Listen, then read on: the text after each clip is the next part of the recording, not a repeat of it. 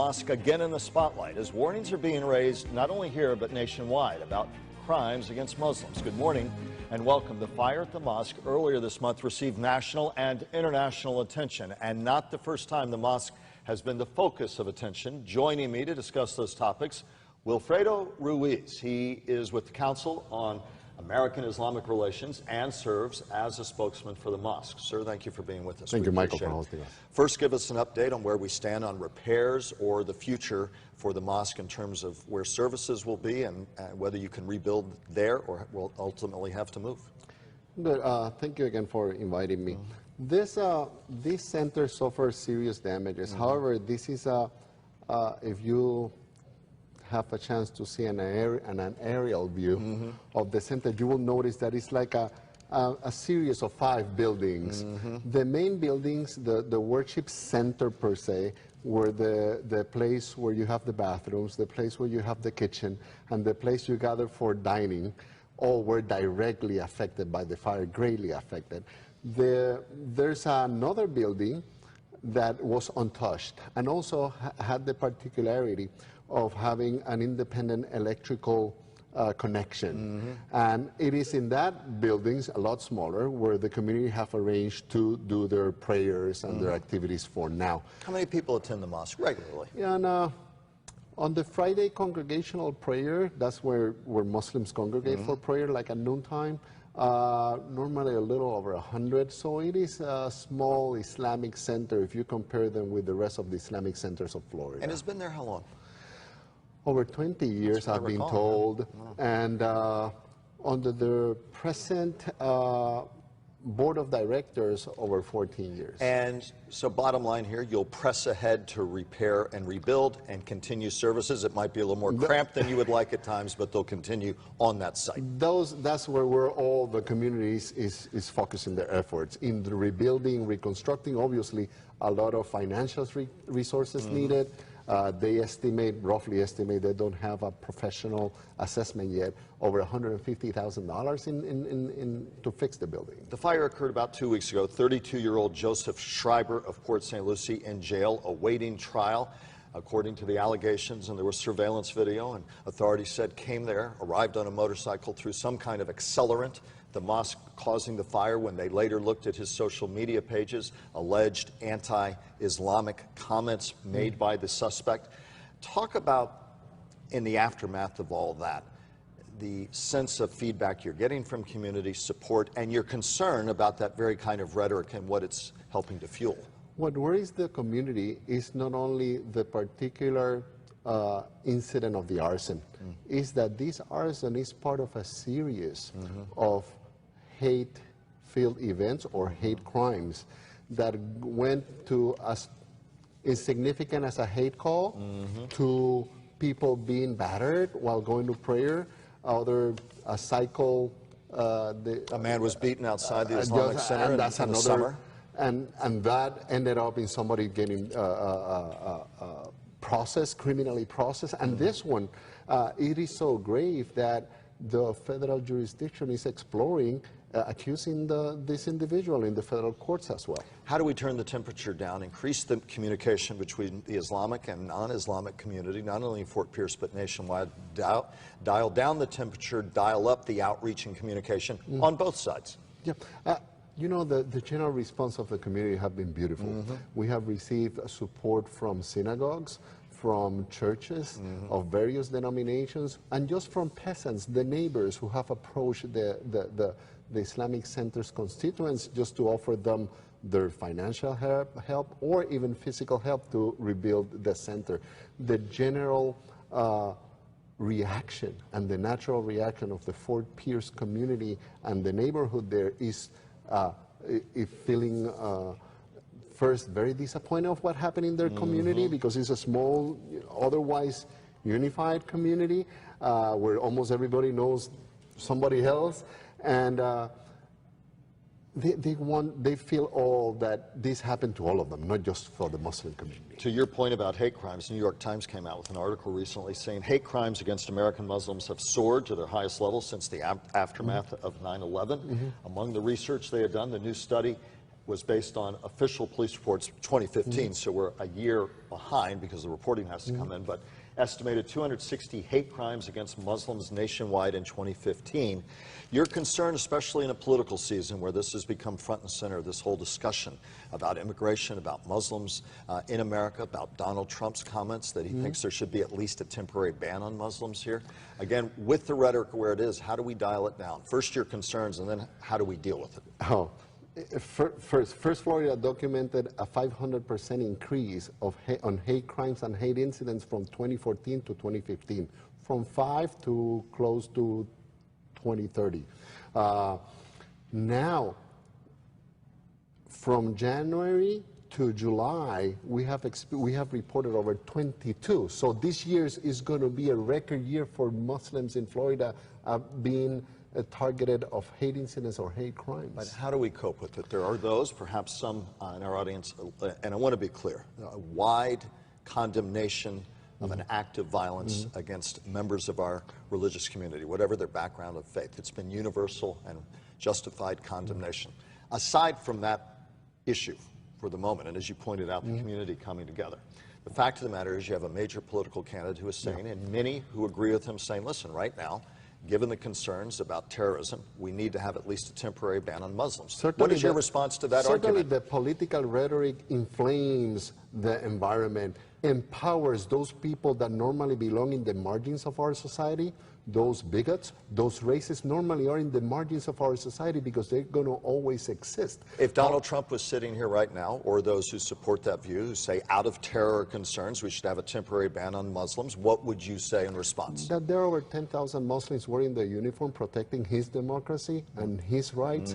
There are thousands of other Muslims serving in the law enforcement capacity, being in the federal law enforcement or local law enforcement.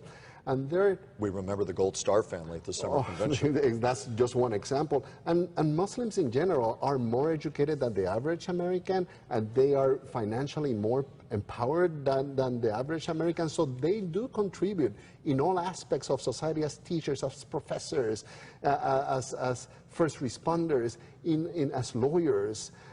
There are many physicians.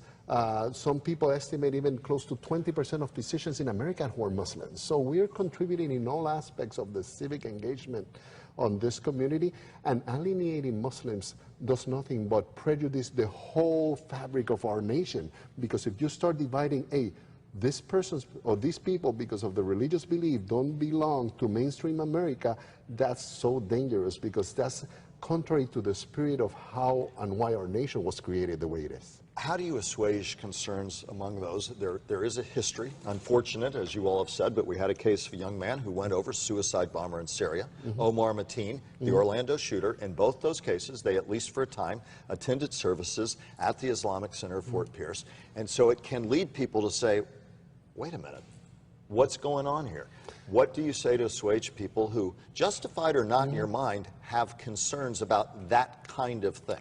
It should appease our public the fact that the federal law enforcement agencies are fully immersed in communicating with the directors and the peasants of the Fort Pierce Islamic Center. And what they have received from our community is always full cooperation in their investigations, even to this day, when we have been a victim or when people have been suspicious. So we cannot doubt on the capacity of our intelligence law enforcement agencies who are doing their job and working very closely with the Muslims in that, not only in that community, in the whole state. And again, some of the critics and some of the nasty rhetoric, which you've heard, is what's going on? What are they learning at these mosques from Fort Pierce to New York and beyond? What is your strong message to both the Muslim community here and the non-Muslim community as we speak about these incidents of violence and terror that have so rattled many in America and have helped create the stereotypes? Speak out to those issues, as you all have done before, about the violence and your condemnation of it. I believe the public should be more worried of those people who don't go to the Islamic centers. Because in all Islamic centers, first, they're public. Anybody can come in, anybody can record, anybody can sit and watch. There's no Islamic center in the nation that is closed to the public. People in the case of Mateen, he went on a few occasions to that. He was not a regular. Their parents were regulars, but he was not a regular himself of that Islamic center. The same with this other example you gave me of the guy who did the terrorist act in Syria. That is a reality. There is extremism within the American Muslim community. There are exceptional cases, however, and those who can better identify those radical or extremist individuals is people from our own community who are normally first alerted when somebody brings a hateful discourse or an extremist discourse. They are first become aware of this individual, are the first to tell them to the authorities.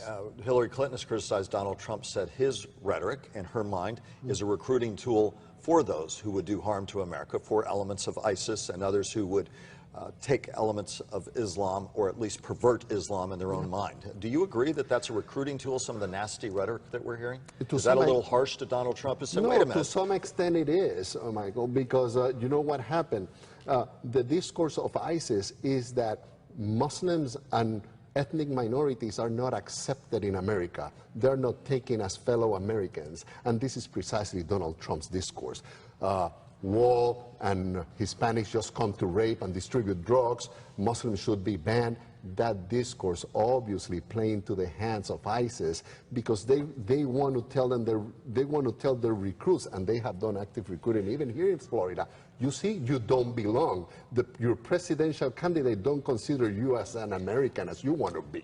How do you speak that argument and make sure the clarity of that argument is heard when you had incidents, as last week, the New York, New Jersey bomber, who at least apparently had leanings or sympathies towards radicalization of Islam, if not direct ties to ISIS? So how do you cut through that argument when there's legitimate fear on the parts of Americans about cases like the ones we've described in Orlando, possible radicalization there, extremism? That's a tough argument for you to make. How do you do it to viewers who say, well, wait a minute, but we're seeing these cases? I will tell the viewers that America does have an extremist and radicalization problem, but it is not exclusive of the Muslims. Right. In Texas, this past week, somebody was arrested and federally prosecuted for plotting to bomb some buildings, and he was not a Muslim. The guy who arsoned the mosque was a Jewish individual, so another extremist radical. Another second case in Texas this past week of somebody who confronted the police with a grenade, with explosives. So these cases of extremism in America... Extremism of all kinds. They're all kinds. In the political spectrum, from the right to the left. In the religious spectrum, from every religion or no religion. So extremism coming from anywhere, it presents a threat to all Americans, and the rhetoric that a lot of political candidates have embraced this year certainly fuels that extremism from all extremes. There's been this ongoing debate, Republicans criticizing President Obama for not saying that there is an element of radical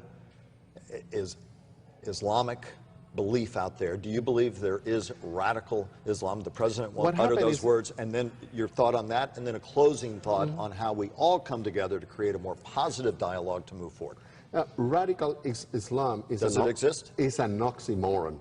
You cannot be radical and be Muslim, because the Islamic faiths, the proposal of the Islamic faith to the believers is to be that people of the center who doesn't go to any of the extremes. So the minute you embrace extremism, you're not embracing Islam anymore. Right. So it has been deformed. It's so counter-ethical to the tenets of Islam that... Yeah, it's like what has to do with Judaism, this arson that took place in Fort Pierce? It was committed by a Jewish guy, but it has nothing to do with Judaism. So the same extremism. So when you say Islamic radical, it is a terminology problem there, because you're not really following the tenets of Islam when you do this act. Let's close with a positive thought. How do we continue in a positive way, both locally, statewide, nationally, in our political discourse, in our religious discourse, in our community discourse, to continue to build bridges with all religious communities, certainly the Muslim community among them? You know what strengthens our nation is our diversity.